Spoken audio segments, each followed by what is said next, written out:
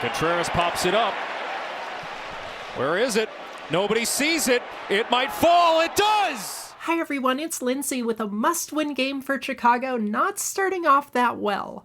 Crow Armstrong into second base. See his arms up? I cannot see it. We knew that this sun would play havoc early, and it's cost the Cubs. To set the scene, we're only in the first inning. Runners are on first and second, and there is one out. Right off the bat, this should be a simple pop-up, and most people assume it that way. Crow Armstrong tried to get in. No one sees it in time, no one catches it, and you might be wondering what Craig Counsell's wondering. Late afternoon sun at Wrigley Field, and now Craig Counsell wants to know why the infield fly rule wasn't in effect.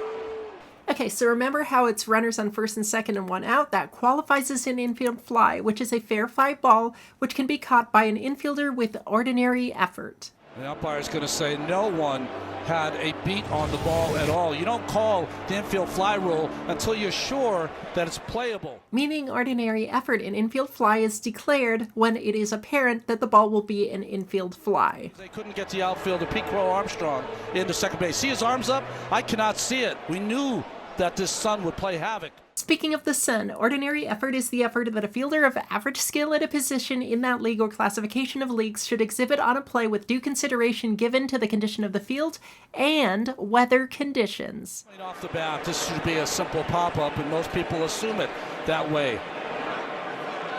Crow Armstrong tried to get in there late. It's really that ordinary effort definition that includes the weather conditions. They do play a role, and if you're blinded by the sun, then it becomes extraordinary effort to expect you to catch the ball. So if we go back to the ordinary effort definition and find with the weather conditions that this is actually extraordinary effort, Until you're sure that it's playable, that it's going to be played.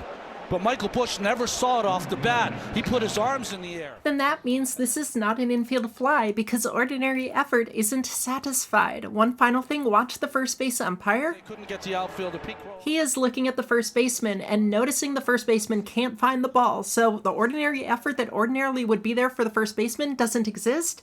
That's why this is not called an infield fly. Until you're sure that it's playable, that it's going to be played. But Michael Busch never saw it off the bat. He put his arms in the air. Thanks for the question. Please subscribe to the channel. That was not an infield fly. Here's what an infield fly does look like. Fly ball shallow left. Back is Cosma. He'll take it. He'll call. Oh, it's going to drop. He called it. That is the left field.